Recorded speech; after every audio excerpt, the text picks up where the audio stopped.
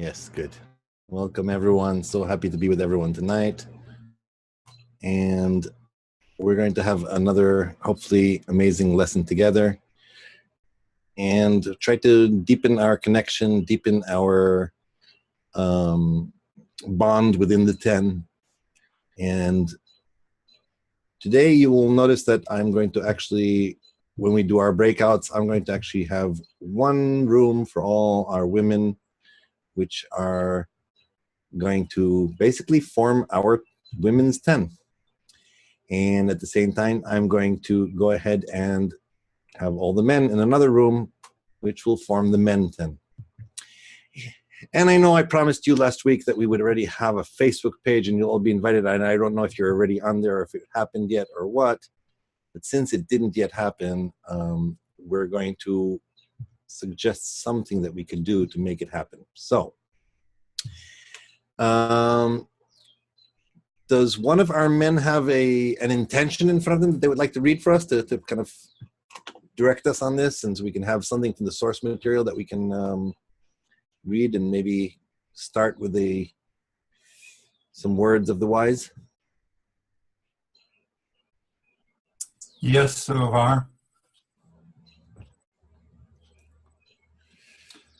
This is from Shamati, number 48, the primary basis. I heard on the evening after Shabbat, November 8, 1952. The primary basis is a path that is known to all. The care and the guard regarding the intellect is because it is built on the foundation of a question. If one encounters the known question, one must be armed and protected to stand guard and instantaneously reply with the known answer. That's it. Thank you, Lance. Thank you very much. And we're going to jump in. Today, we're going to explore something a little different. And I'm not sure if you've had the privilege of diving into something that I'm about to introduce to you. I'm doing this as I'm doing this. I'm also setting up our room so we have it when we're ready. And hopefully it is, but we'll see. So we've been reading from the social writings of Rabash and reading articles that he's written for us. But what happens when a Kabbalist has to go out of town? He has to go on a mission. He has to go on a task somewhere. And he wants to talk to his students. He wants to share with them important messages. Another form of some of the writings that we have from Kabbalists are in the form of what we call the Kabbalist letters. Letters are very special. Right, Rabash, Baal HaSulam, letters that we have from them that they wrote to their students while they were away have this very deep, internal, moving approach, and they're written very personal to the group. And today we're going to be reading letter number 40 of Rabash. Very, very unique, very special letter in which Rabash basically lays out for us the work amongst the friends, the work in the 10. And what we're going to try to do is to use this to really see how Rabash talks through us. And think of Rabash as our teacher who's writing us for our 10, for our group, what we need in order to be able to work together. And hopefully we will come out with some really strong discernments. Hopefully you came with a real open heart and a real desire for connection and unity and love between us, because that's our intention. Before we even start, let's just in open assembly what we call popcorn. Popcorn, everyone aware of the concept of popcorn? Not everyone, right? Popcorn is when we do a workshop, but we're not doing it in a certain order. Not necessarily everyone talks, but it's pop, pop, pop, pop, pop. Meaning, let's hear from a few friends, give us a little bit of a discernment about it, and I'll ask you a question. What is our goal? What is our purpose in life? Adhesion to the Creator. More? Equivalence of form with the Creator. Yeah, to reveal the Creator. I think I heard Johnny, and I think, Johnny, you need to speak closer to your microphone. Can you hear me? I said reveal the Creator. To reveal the Creator between the friends. What would bring him contentment?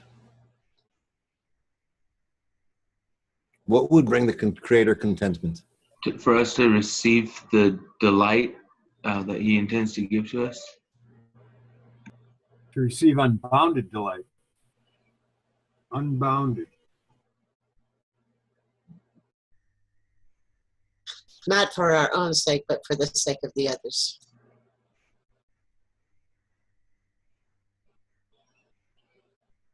For the sake of pleasing the giver.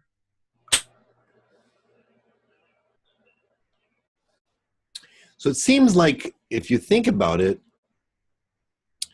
we have very, those of us who are on this path have very close fates and close goals to what the Creator's goal is. We want him to be revealed, and nothing would make him happier than to be revealed. You think about it, that's all our work. We're trying to create a place where he can be revealed, because if he can be revealed, he will be able to delight his creatures, be able to give all the unbounded love that he has to give. And what do we want? We want him to be revealed and to give us all his unbounded love, right? And it seems pretty simple, right? We both want the same thing. What's the problem? Let's just go ahead and do it, right? Let's just let him be revealed. He'll be revealed. He'll be happy. We'll be happy. Game over, right? Gemal tikun, as they say. The end of correction. Apparently, it's not that simple. And we want to see why. And today, we're going to talk about the whys and hows and what's and how we work around this seemingly simple problem, but obviously there's something in the way, something standing in the way. Anyone can guess what that thing that's standing in the way? The ego. The will to receive for ourselves. The ego. Ego.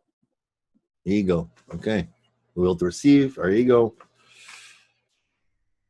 Our inner Pharaoh standing there on guard, right? 24 hours a day, just not wanting to let go. So Rabash is going to take us through this sermon today, and hopefully, if we really, really connect together, we will be able to come out of today with something very, very special. Before we start, someone have a question that you want to ask about last week, about this week, that something that you feel like if you ask that question now, it will help us start.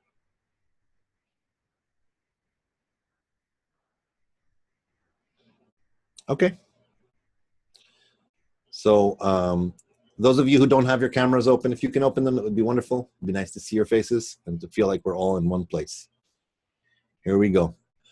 Tune in, listen behind the words, listen together.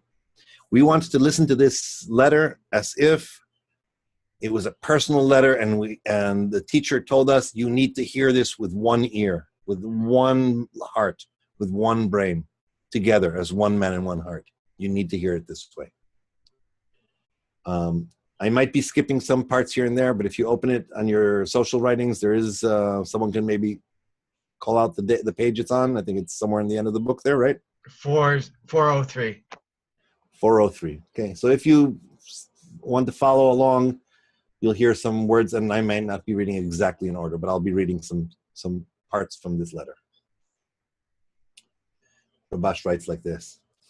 It is about time that we started moving forward toward our sacred goal like mighty strong men. It is known that the paved road that leads to the goal is love of friends, by which one shifts to the love of the Creator. And in the matter of love, it is through by yourself a friend. In other words, through actions, one buys one's friend's heart. And even if he sees that his friend's heart is like a stone, it is no excuse. If he feels that he is suitable for being his friend in the work, then he must buy him through his deeds. Rabash is adding a component here. He's obviously told us that, yes, you want to reach love of the Creator, but we know this, that through the love of friends, we reach the love of the Creator. That's a stepping stone in between. And we have to take care of this. We have to do this. But apparently, it's not that simple to reach love of friends, right? If it was that easy, we would all be in love of friends. We already mentioned the fact that we have this ego in between. There's something that prevents me from just loving without caring for myself. Everything is directed towards love myself. So now I need to find a way to love another. And not only that, we have to do it together. And all of us do this, right? So here's your first question. And I think it's really something you've probably been engaged in before. A very simple question. Why do we need love of friends in order to reach love for the Creator? Why can't we just love the Creator directly? You got it? Simple question. Why do we need love of friends in order to reach the love of the Creator? Why can't we just love the Creator directly? I'll click on the button and hopefully you guys will be sent into a breakout room. Some of you at least. All right, it looks like I got mod on my name. So, guys, let's try popcorn. And what we'll do is, like Zohar said, everybody just go when they feel like talking. And when it seems like everyone's gone, I'll ask if you haven't gone yet, go ahead and jump in before we go around round two. So whoever wants to start. It's concealment. The Creator's in concealment. That's why we need the friends.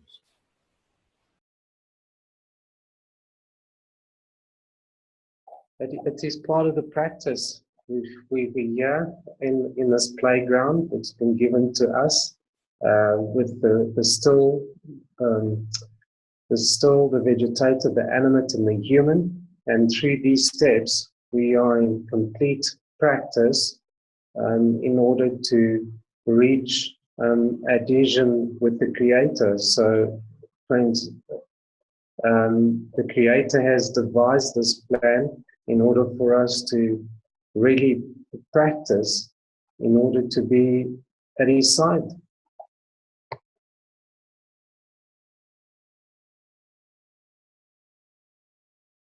None else besides Him, so Creator is everywhere.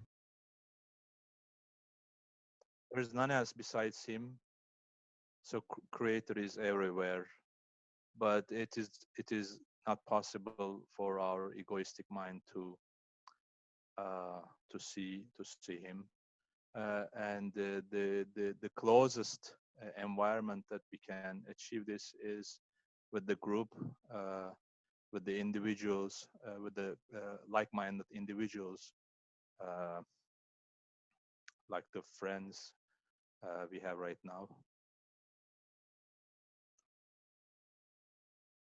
Yeah, we need to work with the friends in order to kind of uncover our own stumbling blocks or obstacles that are in our way from achieving similarity of form with the Creator. And then once we can get to that point, then and only then we're able to establish a true direct relationship. And the Creator being opposite from us, from our ego, from this ego that He created, by learning to love our friends, and annul ourselves before our friends. That's how we see the greatness of the Creator, feel that kind of love that He feels or that He bestows, and by seeing it, what He is through that is how we can come to love Him.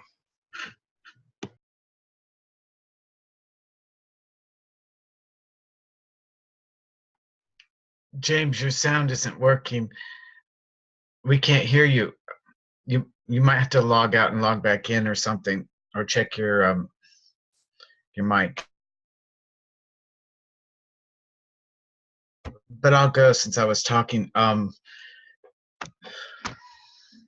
Yeah, that's what makes this, what we're doing right here, different from everything else that's being done in the world with trying to achieve awareness of the Creator. Everybody's fantasizing about talking directly to the Creator in all the other modalities. This is the only one where we actually have to work with each other. And that's our technique. It's amazing.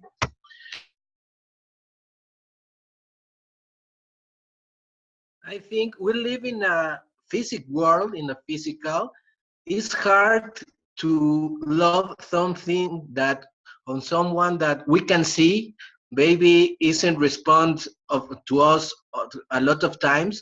And we have a friend that is a physical thing, is a human being, and it's easier to love someone we can hear, we can see, we can feel. And through this love, we can reach to a spiritual love to the Creator.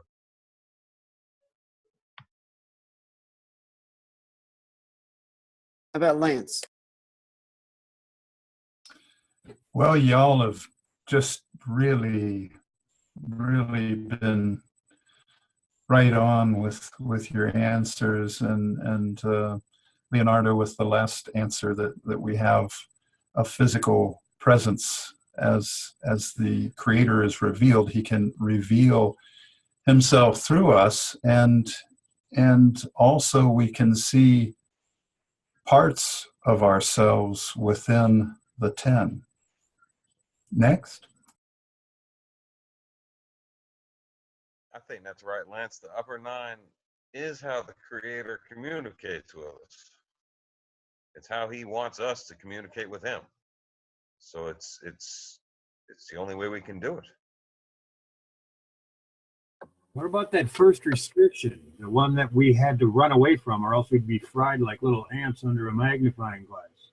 We're hiding from life in this form of death in separation. And that is why we cannot deal directly with the source. I'm going to call on some people whose picture I don't see. How about the Dano? Can you hear us? Can you speak?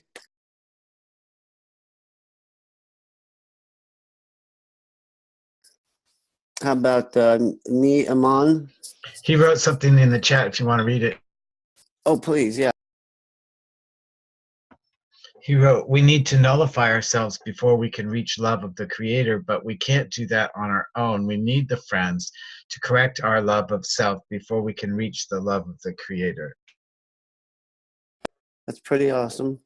I see James is back. Can you speak, James? James Alton, farmer.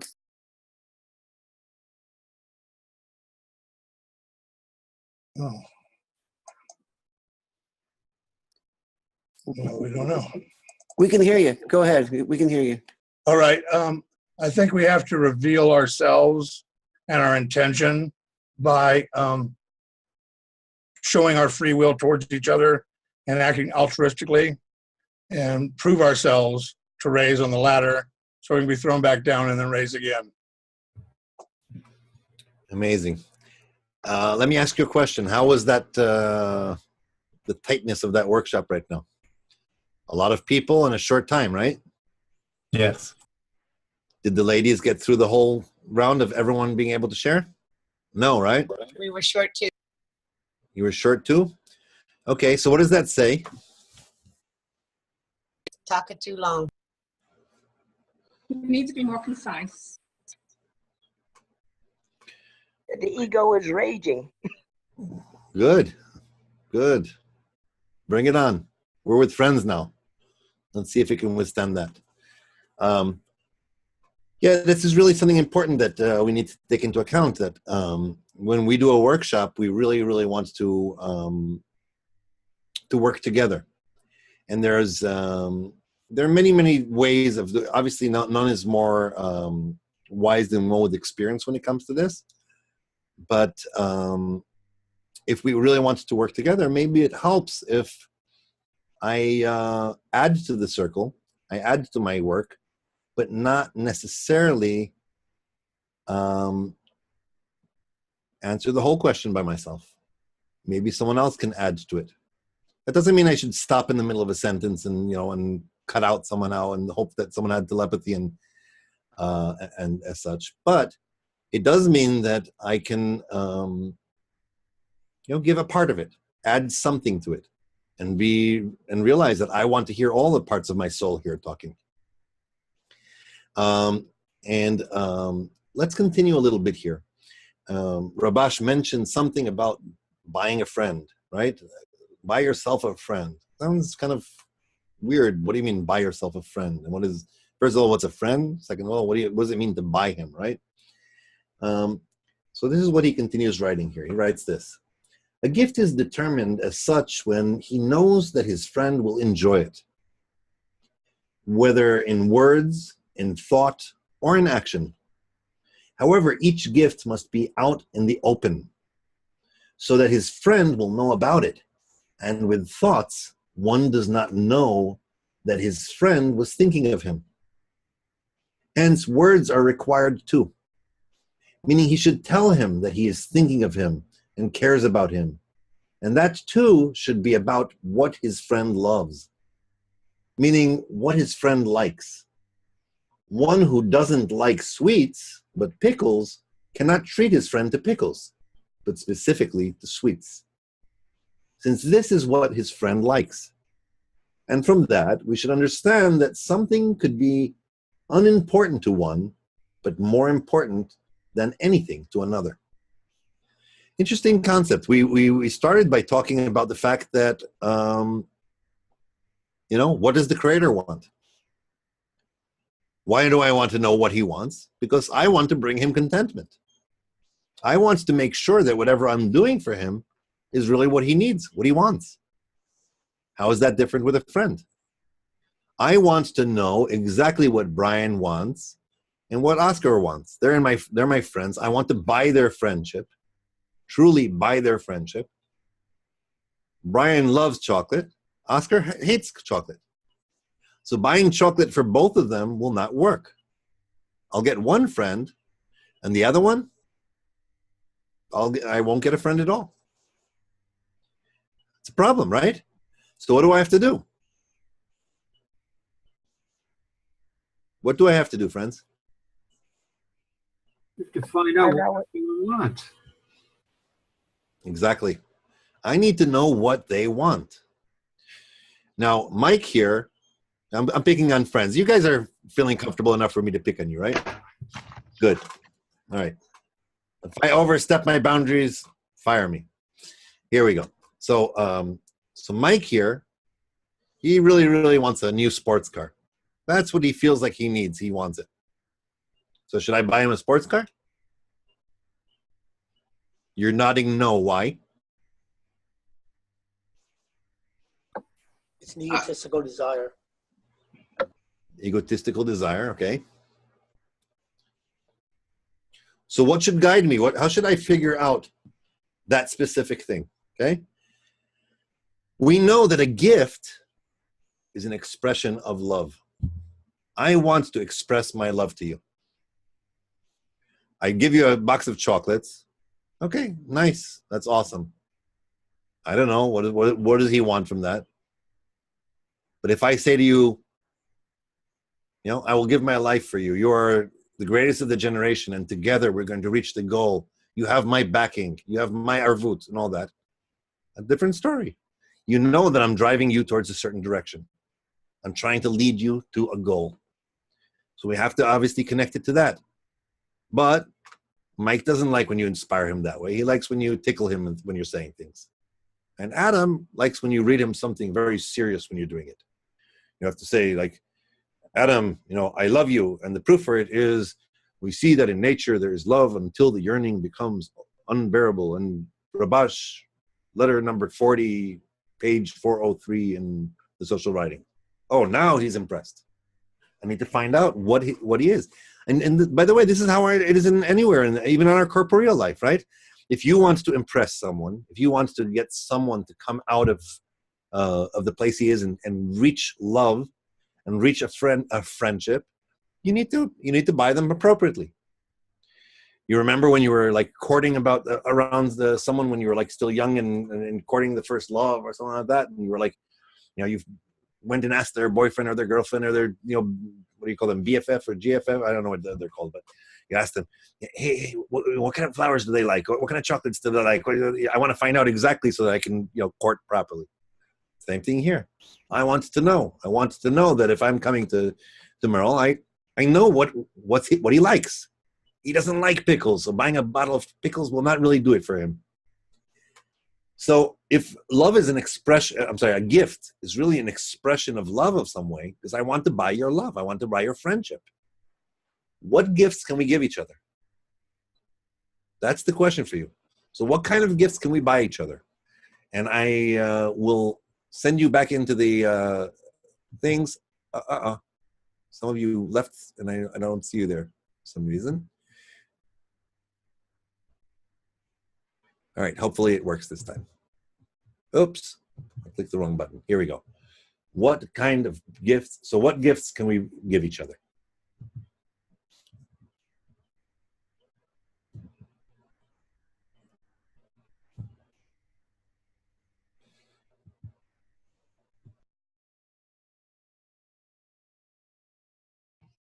I think Brian? he wants us to start as soon as they start breaking out. David, do you know where we're at? Yep. Okay. Yeah. The connection last time was great, guys. That popcorn was awesome. So if you didn't speak last time, go ahead and start, and then we'll just continue to go around. The connection's great.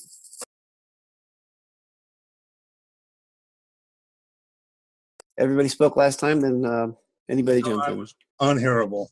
I guess we need to give each other our time, effort, love, and be attentive to one another on all levels. That way, we're giving to each other not physical things so much as the spiritual things of our time and efforts. Yeah, I think the gift needs to be spiritual, at least in regards to having a friend think of spirituality, as opposed to just a corporeal thing that will actually probably lead him from the Creator, want to lead him to the Creator. Primarily the function that we're trying to achieve here is, as the gift to each other, is the connection, the unity amongst us, the honesty, the openness, the discussion and the learning of Arvut, which is all the mythology that we're being given here. Okay. Yes, seeing the friends placing the goal, very, very important. Means a lot to me, where I see friends studying all the time, or meeting in groups on the side, or just having conversation all the time, and it makes me want to participate more, and I feel that that's a gift when I'm able to see that through the friends. I feel like I can make myself of no value so that I can see what's really of value in this person and accept it as being a great thing. I can give them this feeling that what they are is better than what I am. It's really hard for me to do, but that's what I can give.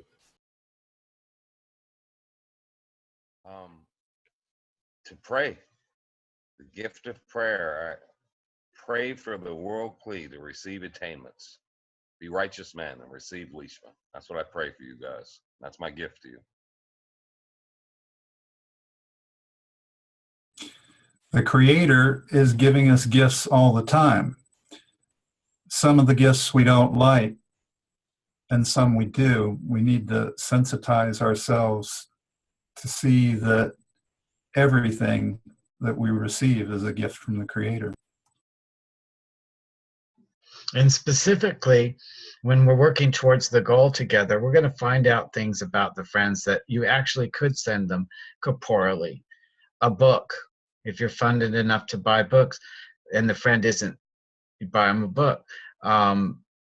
Or if there's a sound thing that they do, because they like to make music for the goal, something inspiring that can help them disseminate.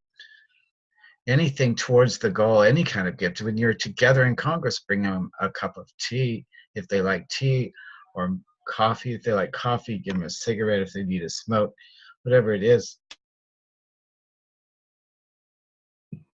And if your friends, you grow to know each other better. You may find that your friend really his heart in this work is in Tiha or whatever, and that, so you spend your time studying that with him, or trying to understand and share with him that aspect, or that I don't know how to say, but share.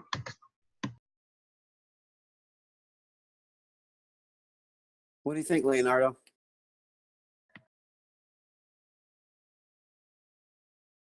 You're still muted, Leonardo. We There you can go. give to the friend everything if we have the intention to make this gift and to be with this gift with the friend closer to God. I think the intention is the important thing, to be closer to God with my friend. Oscar, did you get a chance? Yeah, I think it's our spiritual desire, and to make it available to the friend, and by means of nullification, and because I think at the end that's what we are trying to grow as a group, our desire, and anything in that direction, any inspiring word, or sharing a moment with a friend in that direction, I think it's a gift. Awesome, Oscar. I'll read Neiman's answer. The gift, this is from Neiman, the gift we can give to the group is to fill the lack in the friends. Thanks, Neiman. Lance, did you get a chance? I did. Thanks, David. I'll pipe in. I like those kind of gifts. I Zohar obviously said a box of chocolates, and he's a teacher, so I'm going to copy the teacher. Gifts that can reciprocate giving. I like those that are going to make the gift. You're going to make the friend share. Like maybe a bottle of alcohol or a box of cookies or chocolates that are going to automatically make the spreading grow like a tree. And then somebody just came in the chat with from Dano. I'll go ahead and read it. He's just saying he has tech problems. Hang in there, Dano. At the end, he says his wish, my desire for friends attains spirituality. Thanks, Dano. And we're still in, so whoever's got some more ideas about the gifts, please. Remember, watch the lesson from last week today, and finding ways to maintain the connection around the clock. So heard a lot of you guys talking about it last week with just imagining it or really thinking about the friends all the time, so we can continue the connection and create that generator to someone finish my sentence for me. Adam's great at that. Go ahead, Adam. Yeah, if I was listening properly, create that generator to now somebody finished for me. So when you think about the friends around the clock, sometimes you can give a gift. Earlier, a friend mentioned about it at Congress. Tim bought me a beer to Congress. And that simple act, and you think of him. And I think of him often. And it was just through that connection and a simple exchange of a beer. So buying a friend, it's what does the friend like? And then just sit there and in connection with the creator. And it helps us think of him constantly. Tying that generator to this is like saying, well, what is it that these guys might need today? What was it that was bugging James? What was Leonardo really saying that was that he was having trouble with? Just having these thoughts, not thinking about what can I get them? It's what do they need? And trying to keep that thought, that generation of thought going. Always trying to think about something other than myself as much as I can.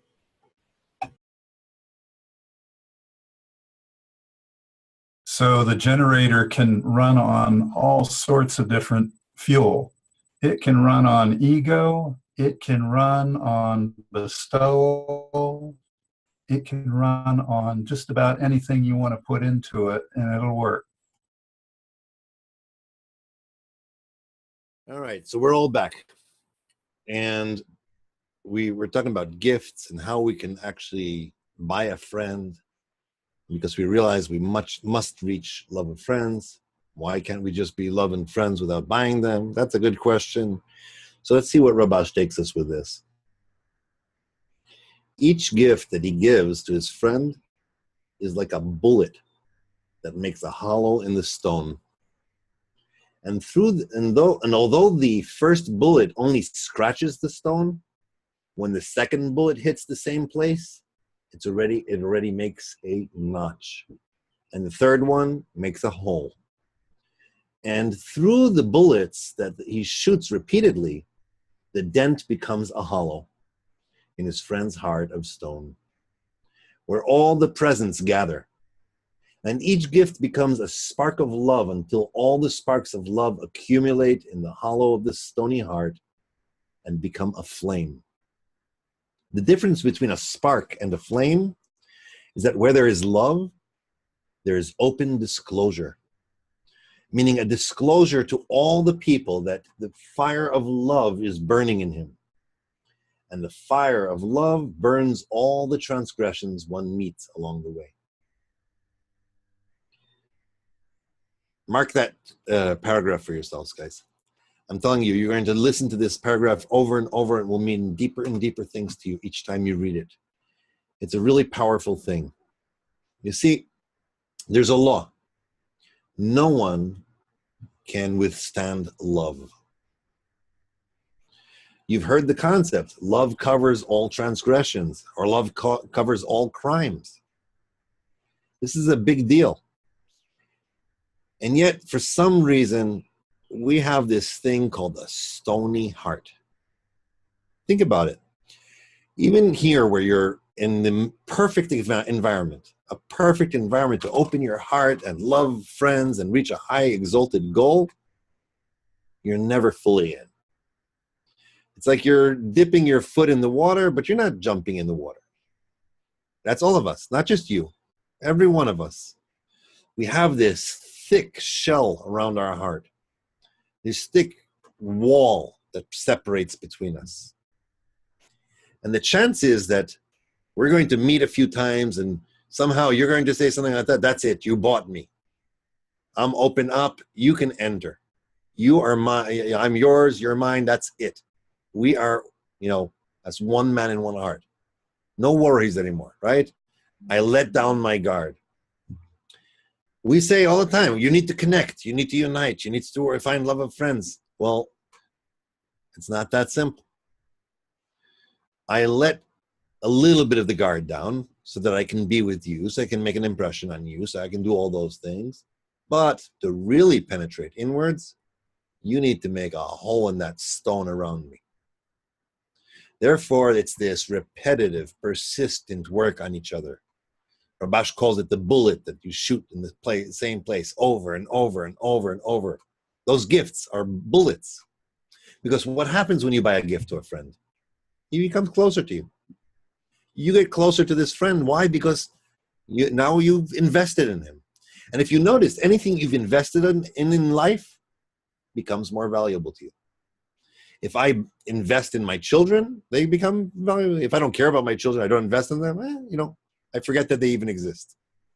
Anything, whether it's a corporeal thing or a spiritual thing, if you invested in it, it's important to you. You can even learn how to love it. Right here in the General Assembly, let me ask you this question. Who's the correction done in now? I'm buying you a gift, right? I come to Tim. I want to buy him as a friend.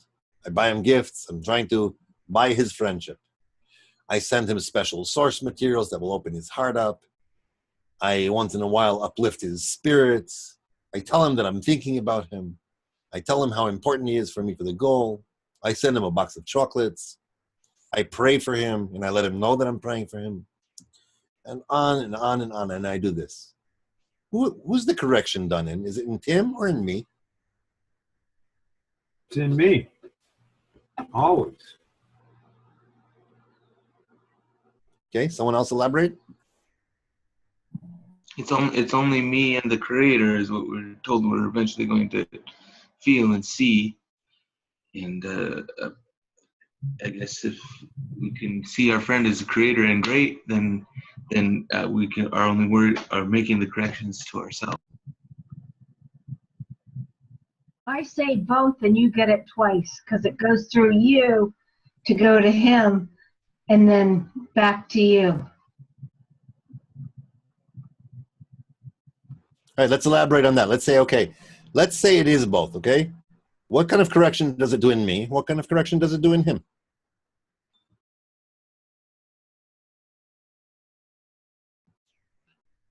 People who haven't answered, open your microphones and share your heart. Once I become your friend, it makes me want to pray for you. Alana? If you're giving him the present and praying for him, won't there be that correction also for you?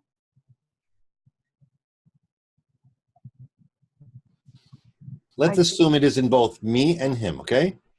Or me and her, right? So my question is this. If by me buying a gift for Tim and trying to buy him and all that, I'm getting some kind of correction. What is that correction? What's changing in me? And what kind of change is happening in Tim? I'm learning how to bestow.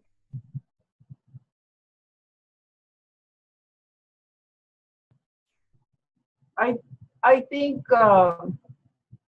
in addition to that, I think you're getting satisfaction, pleasure, and he's also getting pleasure too. Dano on chat says, soften both hearts. I'll tell you a personal story. Oh, I'm sorry. Yeah, go ahead, James. I was just saying, by just stowing, we rise ourselves up on the ladder, and then trying to bring others up with us as our friend. And the light comes to us first, the one doing the praying. You guys are too advanced for me. I need to take it down a notch. You guys are very, very high up there. I'll tell you a story, okay? Before I tell you that, have you ever noticed when you look around you, there are those who really, really impress you and those who don't? I mean, let's just be honest with each other. Some people, when they talk, they just penetrate straight into your heart. They have a way with words, or they have a way with words that touch you. They have a way of expression that you really have chemistry with. What about others? No, not necessarily. Some people you have like an explosive chemistry with. It's like every time you see their face, you just want to strangle them. Or you can't, you're like, oh no, they're going to talk again. We know this. I mean, this is human nature. This is normal. I'll tell you a personal story. For years, I have this friend. He's with us in Bnei Baruch for years. It's been noted, he years later confided in me that he really, really loves me and he really, really is trying and all that. I couldn't stand the guy. I'm telling you, it's like every time he was around me, I was like, uh-oh, it's about to happen again. His mannerism, his expression, his characteristics, his everything about him just made me want to hit him. I'm serious. I just wanted to somehow put a sock in his mouth so he doesn't talk. And even worse, I wanted to take a rope and tie his hands so I don't have to see the way he moves. I wanted to, do everything I can to not be in the presence of him, because when he was around, he annoyed me. It was very annoying. It's not that I wasn't like you, where I understood, there's the goal above reason. We need to see the scale, to move the friends to the scale of merit, not this, not the demerit. I need to see the creator in him. Oh, that's great. Obviously there was spiritual work to be done here. But he still annoyed me. His presence, his very presence, his mannerism was annoying to me.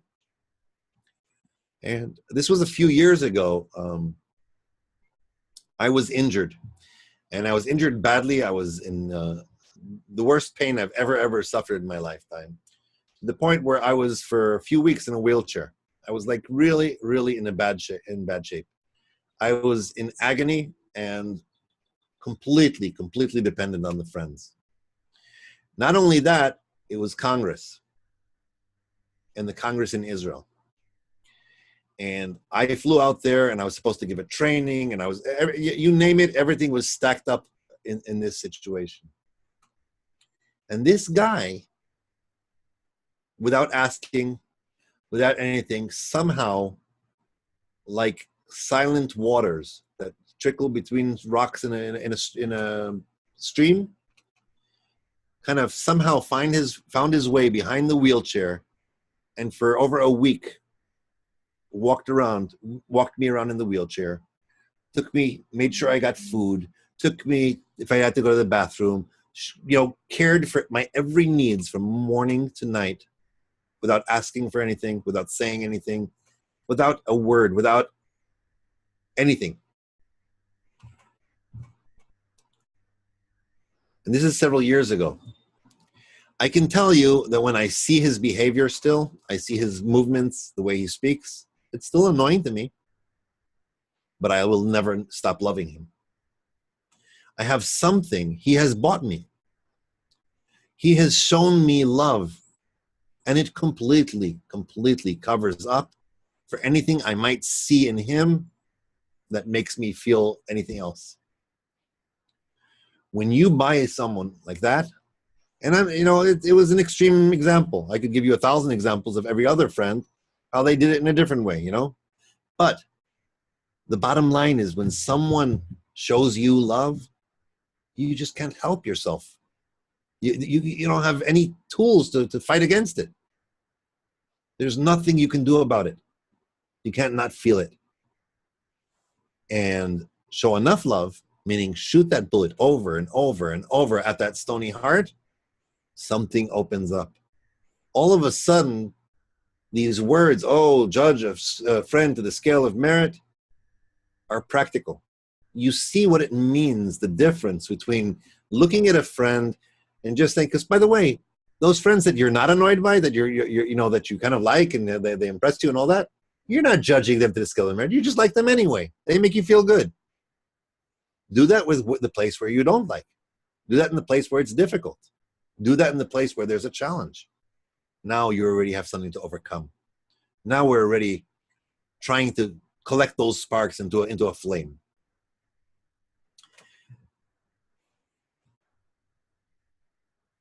Rabash continues. Anyone have questions, by the way? Yeah, I'd like to build on something you just said, Zohar. There's a sister that I want to strangle, except I don't have the strength. Can't stand her. She annoys me like anything. Just as you said. And every time she talks, I'm going to shut up already because she talks forever.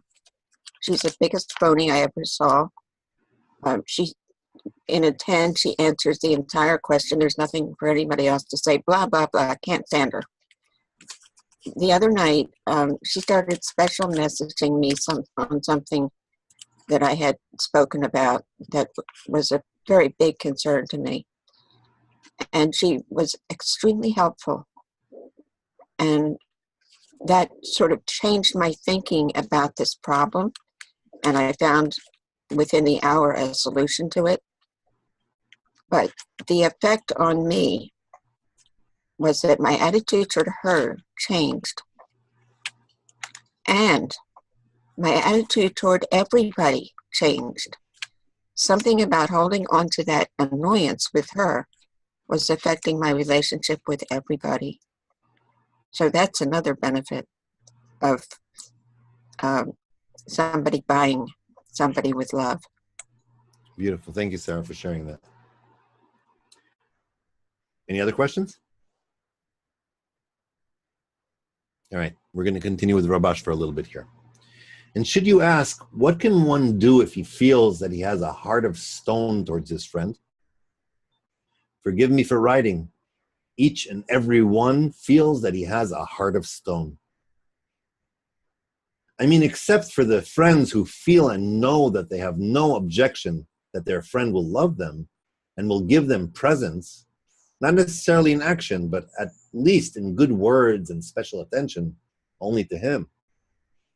I'm referring only to those who feel that they have very cold hearts in regards to loving their friends, or those who had a heart of flesh, but the coldness from the friends affected them as well, and their hearts have frozen still. The advice is still very simple. The nature of fire is that when rubbing stones against each other, a fire starts. This is a great rule, since from lo lishma, one comes to lishma. Anyone can share with me what they think about that?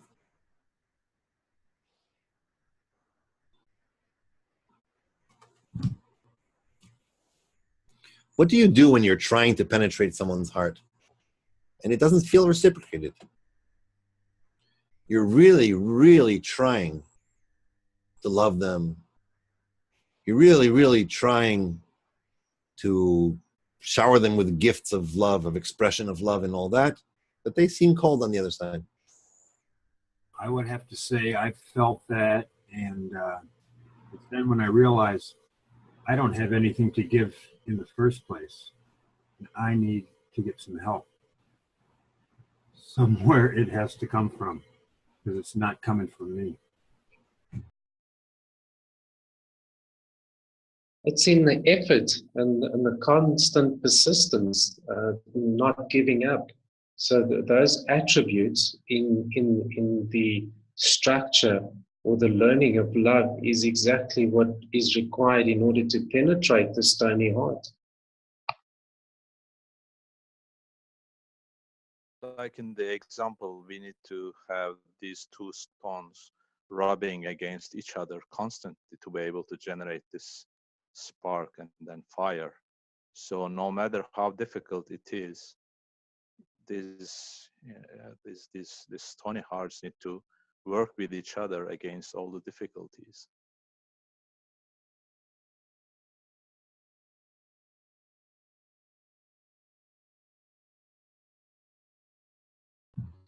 All right, so apparently there is a problem here. We do have resistance to loving each other.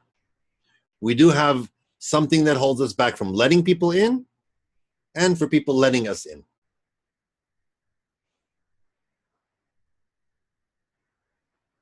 That's called a stony heart. That's a wall between our hearts.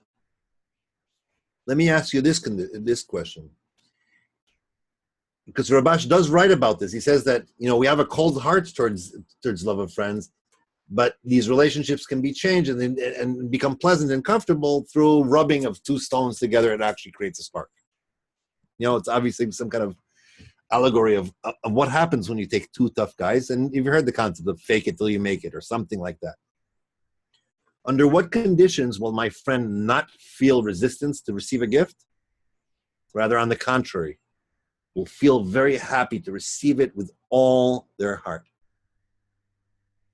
Under what conditions will a friend feel no resistance whatsoever to receive a gift from a friend, to open up their heart, and on the contrary, actually feel that they're just joyous and happy to be able to receive it and open their heart and let me in. And here we go. We're going to go into a workshop.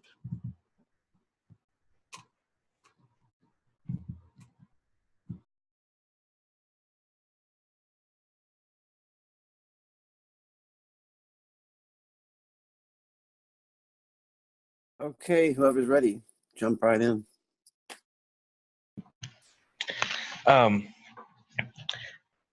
The condition, I had a thought and I lost it. I would love to just listen to you. Okay, I'll jump in for Mike. I think shame is a important element here. Like in the example of host and the guest, our famous example. Shame is an important element. So the friend, if you are giving a gift, it should be in a condition where the friend is not feeling shame for receiving that gift.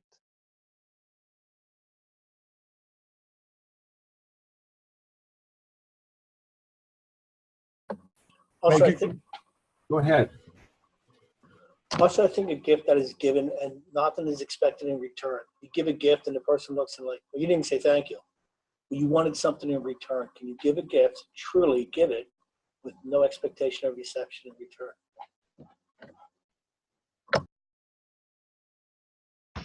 If it's something that they really, really need. Make it as altruistic personally as possible. People will know when it's real, when it's not real. You can exude that emotion and emote that where people know whether it's true or not. And maybe try to make it clear that you're getting delight from giving that gift to them. That is giving you delight, because like in the example of the guest and the host, that's a big lesson that we learn in that. I'd like to reread the question. Under what condition will the friend be happy to receive the gift? So for what I asked is, what I can add to that is that when they see that it would, if they took it, it would make you happy. You know, oh, I don't want it. I don't want to feel ashamed. But you know what? I'll take it because it obviously is going to make him happy if I receive it. And Neamon says, if the gift will fill a void in the friend. I was in chat.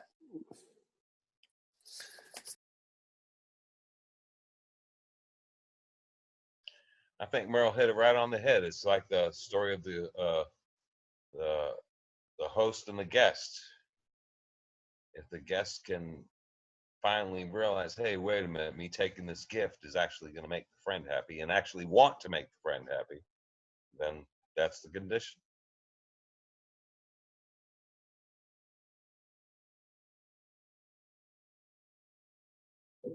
Agreed. Sorry, go ahead, Tim. I was just going to add to what those two guys, what all of you said, made me think is that sounds like it's like a mutual bestowal. Here I'm giving this gift. If he knows it's going to make me happy, then there's actually two-way giving there. But go ahead, Johnny.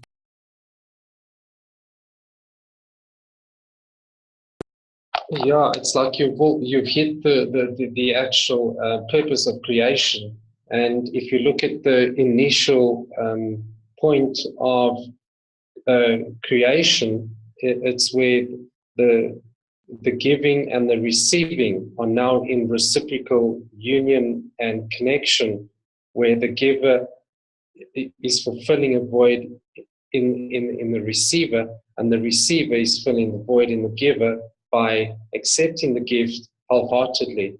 So it creates a complete symbiosis and balance within the middle line.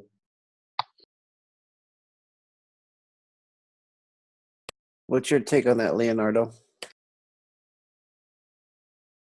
I think we need to be in the position to be equals, because if we put ourselves up to our friends, maybe our friends look the present in a different mood, like I don't know, like something we need to give her, I don't know.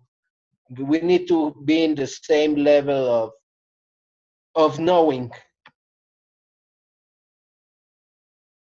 What happens when we work on love of friends? What's the first thing that shows up if we actually try to love each other?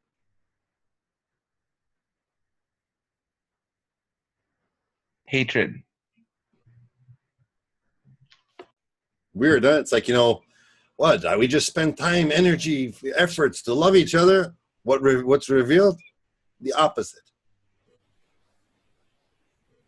Why do you think the Creator sets us up in such a way where every time we make some effort in the right path, on the good path, on the path of love and all that, he sends us some crime, some transgression, some sin, something in between us that will make it even more difficult.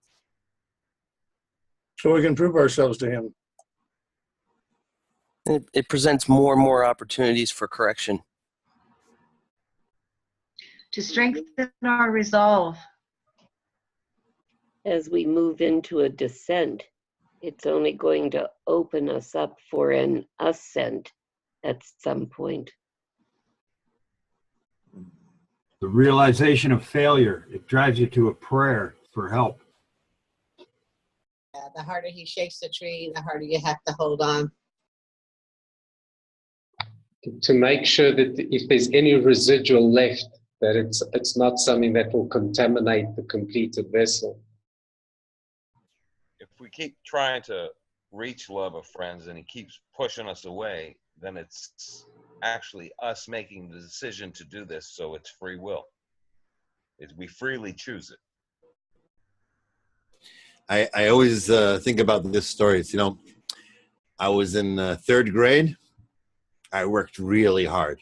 I mean, I did every homework job, task that was given. I did all the schoolwork and all that. I reached the end of third grade, was waiting for that tap on my shoulder. Good boy, Zor, you finished third grade. Here's your prize. What did they give me? Fourth grade. Exactly. You would think that, hey, you worked so hard. Let's make it easier on you. No, now you're ready for the next level of difficulty. We're not here in this world to remain fetuses. We're here to become Adam, to reach the final correction, to become an equivalence of form and devotion and dvikut to the Creator. It's going to take some overcoming and rising above. When we say love will cover all crimes, that means each time I'm going to give you a bigger crime to overcome with love, until you have so much love to overcome the greatest crime. It has to happen that way. He has to give us higher levels of difficulty. And you notice when you start, when you're young, when you're little, when you're in the beginning, seems like the little things that you have to overcome. But the more you work, you will reach one day sitting in a cave with 10 of the greatest Kabbalists of all time. And when you're just about to reach the highest level of love that is even possible in creation, the second before that, you will be at each other's throats wanting to burn each other alive, revealing the greatest level of hatred there is. It goes hand in hand. You have to have the greatest amount of darkness in order to receive the greatest amount of light. It's a necessity. It's the way we build our Kli. Without it, there is no spirituality. Yes, Mike. But in our group, in our 10, we cling to only the love, right? We don't though the hatred is given to us. We in our 10 or in the assembly, we only cling to the love, and we work towards only the love, right? Always. Zohar, I have a question to build off of what Mike said. Yeah. Is this why we practice this in 10s and not in the general public? Because we understand that this is going to be revealed within these groups, and we work on that specifically in the 10 as opposed to trying to do it with outsiders? Also, yes, that's a good discernment. We have to work within a group of people who are working for the same goal. If you're not doing that, it's like go to the supermarket, and as you're checking out there, go to the cashier and say, I want to cover our, the disconnect between us with love and all that. She'll call the police. Do that with your neighbor. Do that with your, do it with, you get where it's going from here. You have to have a mutual participation between all of us here. If we really work on love between us, by the way, when hatred doesn't show up? When we don't really work on love. If we actually do the job that we're supposed to do, a sign that we're advancing is that we have to overcome more, but we're always working. Like I said to Mike, we have to be working on the right line. We don't work with the left line. We work with the left line, but we don't evoke it. We don't sit there saying, bring us the left line. We need hatred. Hatred shows up on its own. The Creator gives that's the gift. It was created. If we want to reveal it so that we can correct it, we have to work on the right. We have to work on the love and the connection between us. The more we work on love of friends, the bigger obstacles we will find in doing so.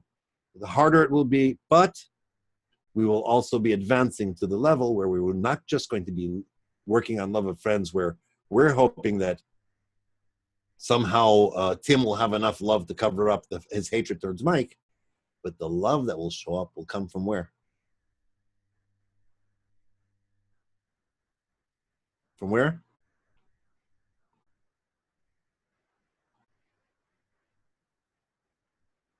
From the Creator.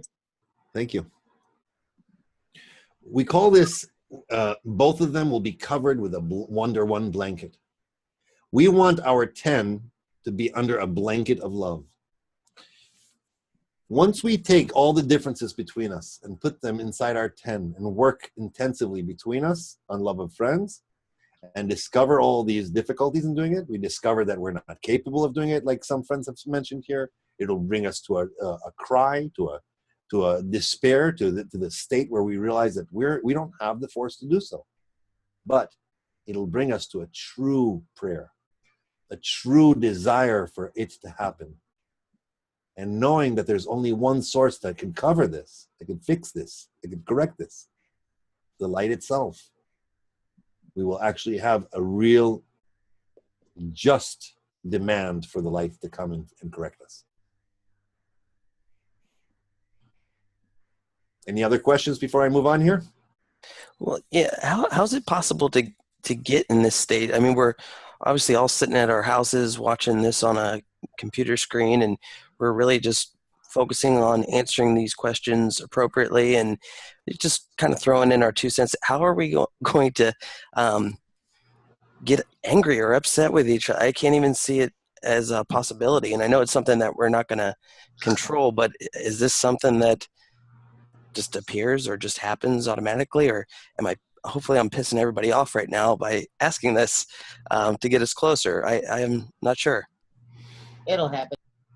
It'll happen. That's it. Huh? Can I say something? Say again? Can I say something, Zohar? Please. Hi. Okay. Well, you just said, hopefully I'm pissing people off right now by saying all this. I think that just, because there's so much, forgive me, but I just call it God energy. So like someone says something or answers a question, and let's say then the next person goes, don't give them credit or something like that. Then that person, and maybe not, I'm just throwing this out there, just like starts, wompy inside, and it builds and builds.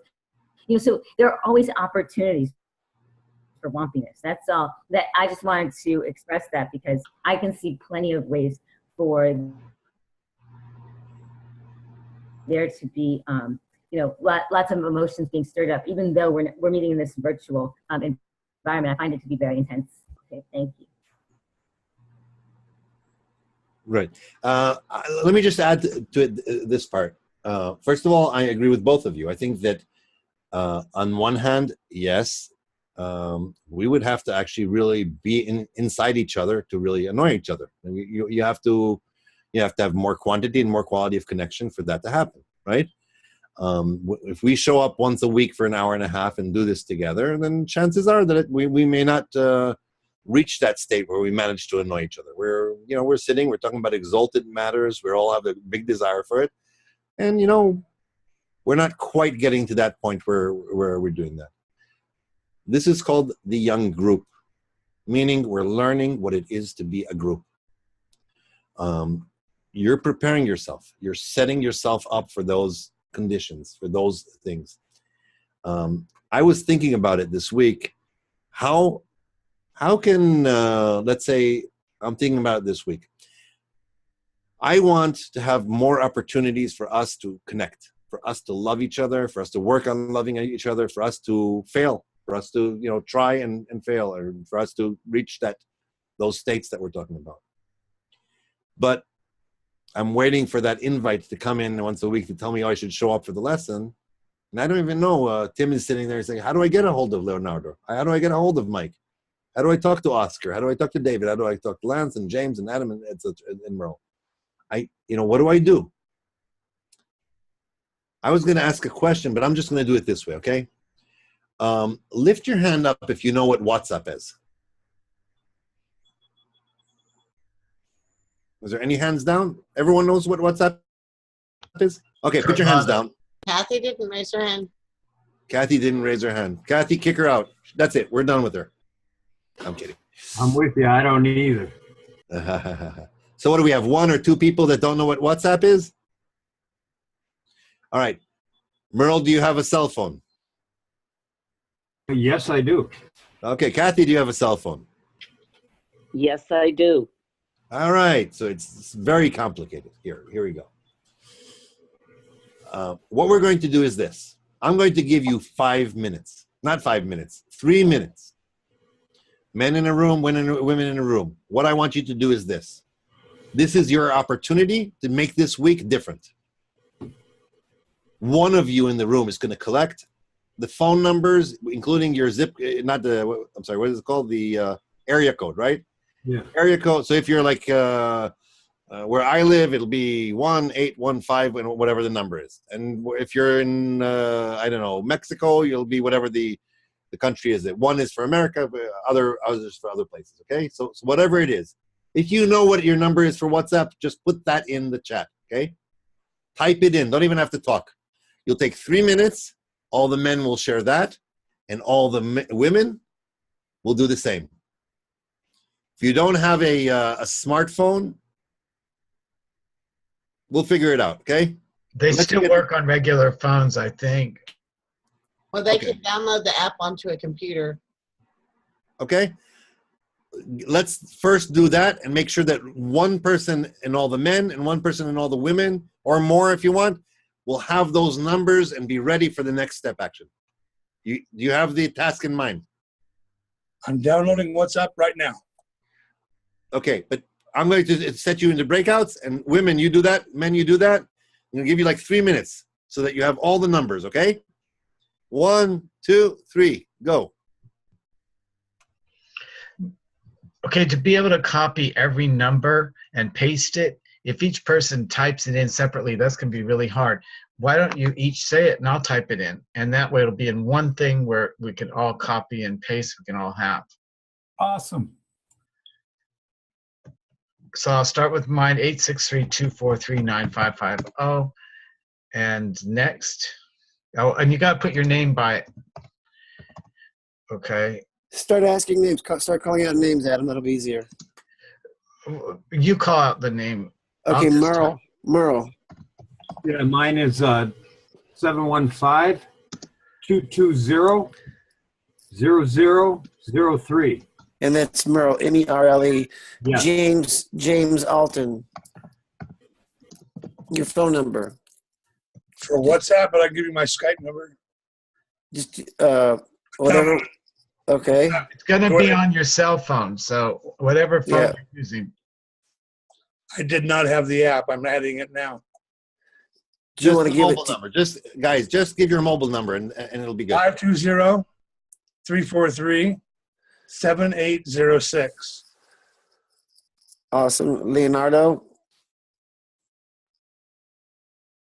Unmute, please. My name's 52555527283859. Did you get that, Adam? 5255-272-83859. It's 5555.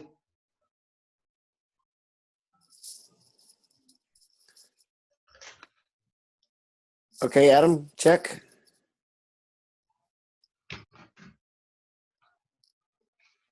Okay, Mike. 425-599-8348. Okay. And Adam, unmute just so you can say confirm, please. Unmute, say confirm. Confirm. Johnny. Okay, mine is an international number. I'm not too sure. It's a 27. You know your country code? I'm not sure. No, I don't, Adam. What country? I think it's 27. It's South Africa. It's 2779-873-0054. Confirm, Adam. Adam, confirm. Yeah, it's there. And Dan Tim, will put please. his in. Go ahead, Tim. Area code 312-848-9696. Confirm, Adam. Got it. Tom. Unmute, please. My number is 843, area code 843-323-0157. Confirm, Adam. Brian. 1-610-762-1191. I will confirm for Adam's behalf. Oscar. Yeah, area code is 267-980-4827.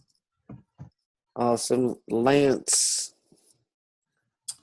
Area code 719-248-7125.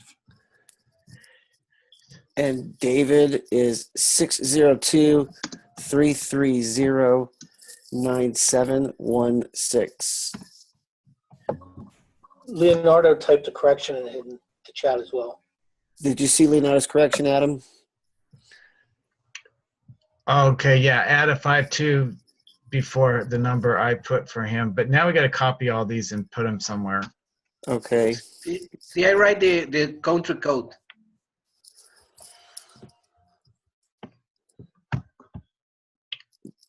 How do you feel, Adam? Did we get them all? Yeah, I just got to copy them before. Well, the chat's going to be saved anyway. So, but I copy them and paste them into a Word file. Okay. And Daniel, please type yours in, and Neiman, please type yours in as well. Daniel's is up at the top, I think.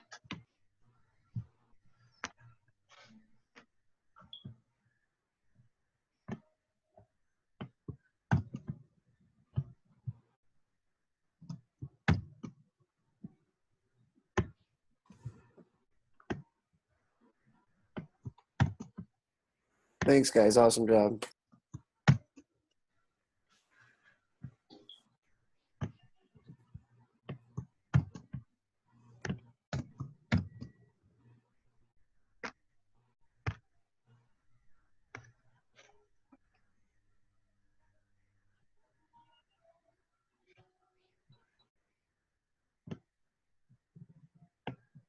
We'll give a few more seconds for the last friends to come back into the room.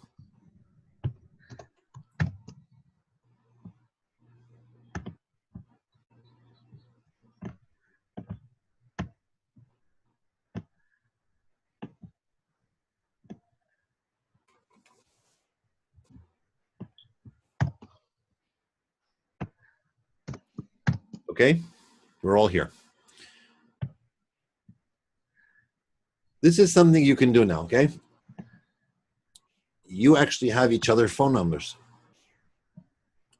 One thing you can do is all download the WhatsApp app on your phone and create a group, right? Call it the Young Group 10. Call it the greatest of the Generation 10. Whatever you want to call yourself. Something that you'll have pride with in your group. Okay? And the ladies and the men do the same thing. If you don't have a phone number, or you don't have a mobile phone and you're like wondering about that, talk between you and how you're going to fix it. Maybe you can buy a friend. I don't know. If you really want to be connected.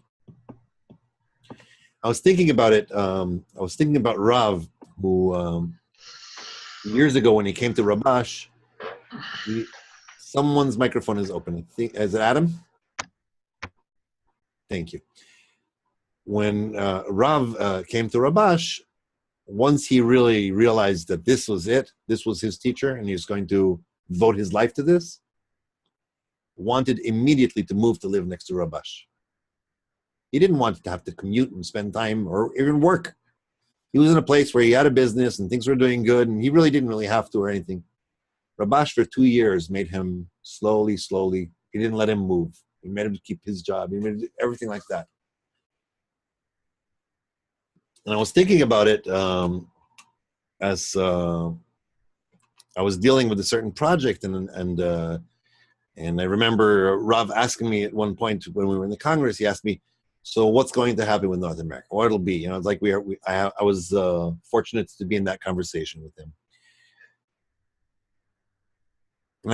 And my ego always makes me think this kind of thought. I'm thinking, you know, one day Rav is going to say to me, you need to move to Israel, and that's it, right?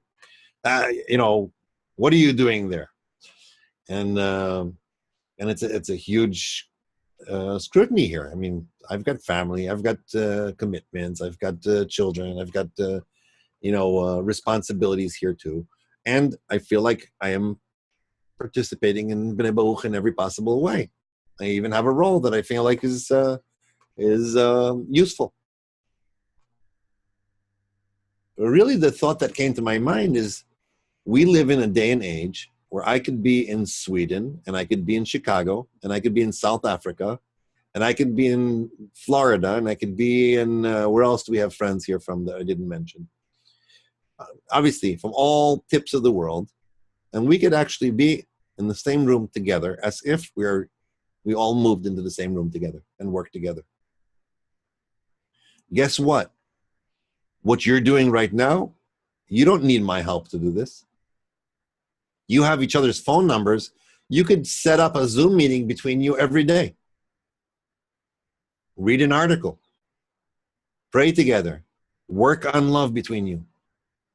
If you actually have WhatsApp on all your phones together and you create a group, you could inspire each other every day. You could have a silent workshop where you're just chatting back and forth with each other and deciding on when you're going to meet and working on the things that you're doing, preparing for next lesson. Here, I'll drop something on you. Men 10, okay? Next Sunday, the first 10 minutes of the lesson, you are responsible for preparing the lesson. Not doing the whole lesson, giving us the preparation, setting the tone, intention, inspiration, something that will get us like a rocket ship into the lesson. Would you have to meet for that to happen? Would you have to prepare for that to happen? To create a perfect preparation for everyone? Of course. Women 10, look at them and tell them, you better do it, right?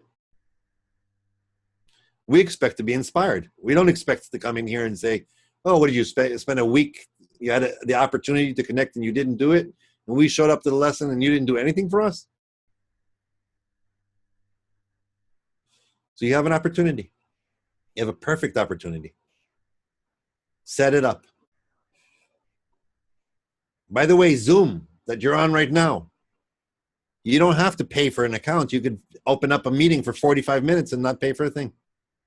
All you have to do is send an invite to your friends. You have your contacts now. Communicate between you. Share your emails, share your contact information. Invite each other to a meeting where you can meet during the week and do something. Wake up in the middle of the night to do it, or find a time that's best for you to do it. What we're going to hear from you next week are two things. One, the first 10 minutes will be a preparation that you guys prepare for us.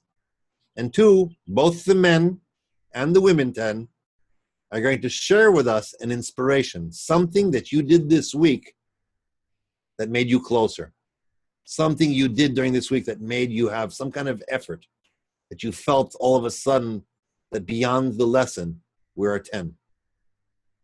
You got it? Questions? All right. I had Type in my Skype ID also, just in case. Say again? I'm going to put my Skype ID in the chat, just in case. Okay. Hopefully our team will also get your Facebook page and you'll have a group place also, okay? Hint, hint, team.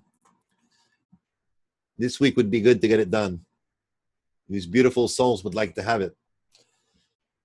So if you get an invite for that, let's do that as well.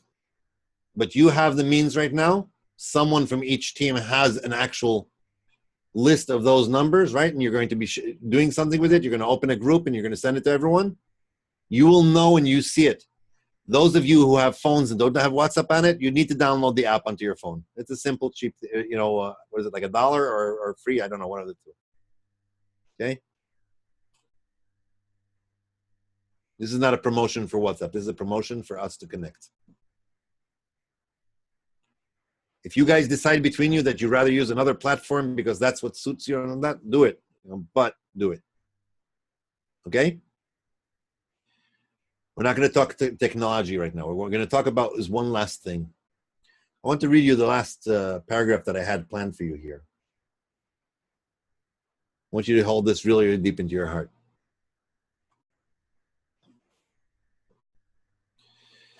We see that in nature, there is love until the yearning becomes unbearable.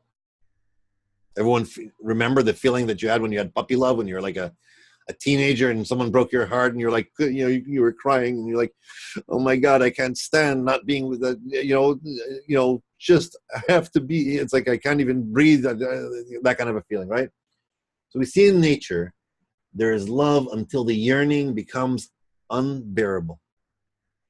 And if you wish to ask, how can it be that through love, a person will develop a desire to revoke his own existence?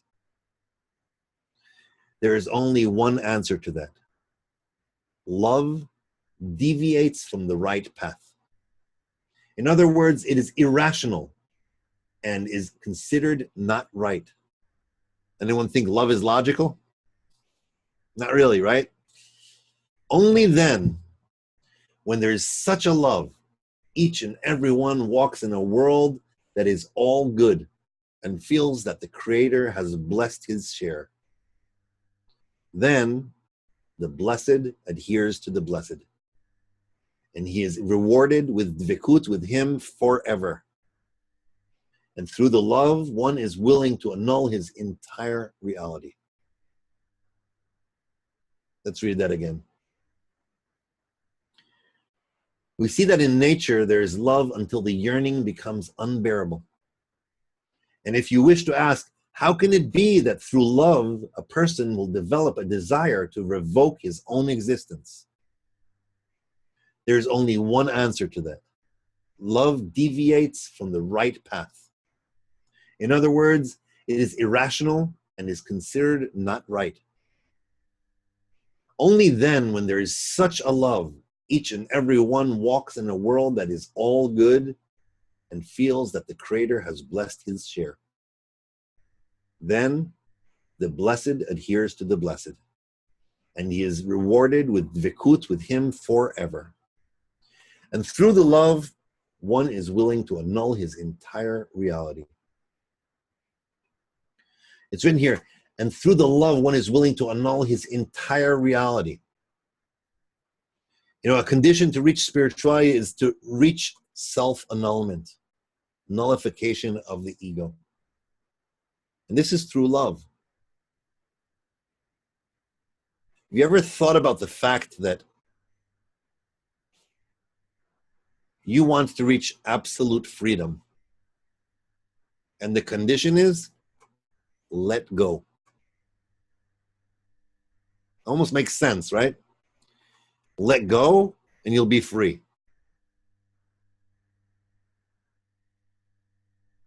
There's some food for thought for you. I would recommend that you all read this letter number 40 this week. Meet between you and the 10. Discuss it. Have a workshop in it. Come up with some good ideas about it. Discern it a little bit. And try to find out, what is this love that Rabash is talking about? What type of connection between us and the 10 can be called love?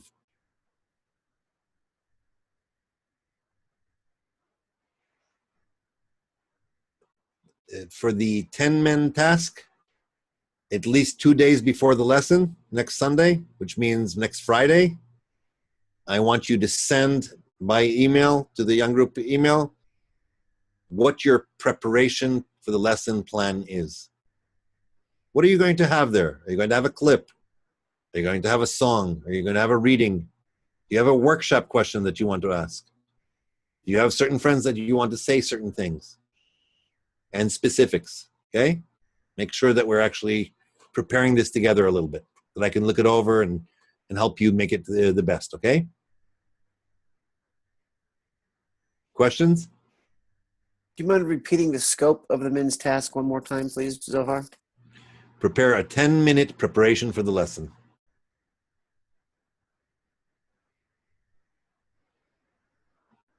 Thank you.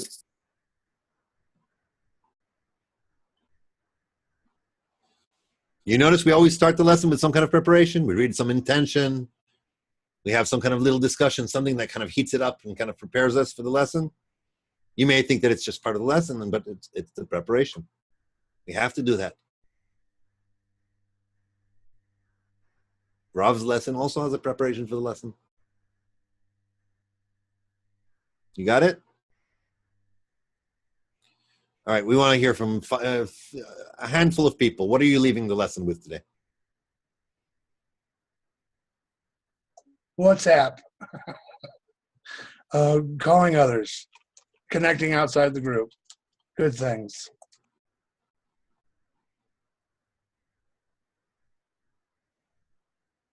I feel like we've been given a responsibility and an opportunity to advance closer with some of these new tasks, and I'm pretty excited about it.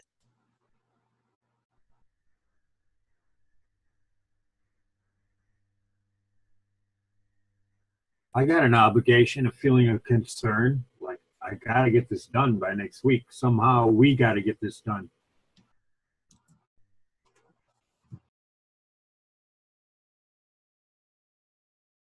I'm just excited to be able to finally get working together daily and get working towards closer to what we see on the Rav's lessons and such with those groups, and that's exciting.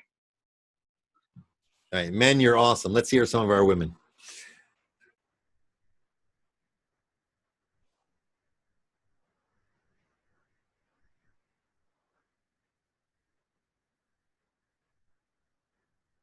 Creating a group chat for our women with all the numbers.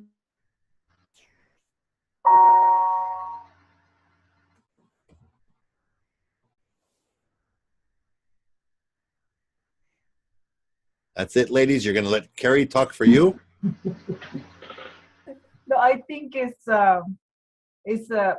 finally, I've been waiting for this for a long time, for this connection. So I'm excited and looking forward for all, the ladies to connect, and our connection will increase more. I'm excited as to think of this being almost another level of our uniting. It's good.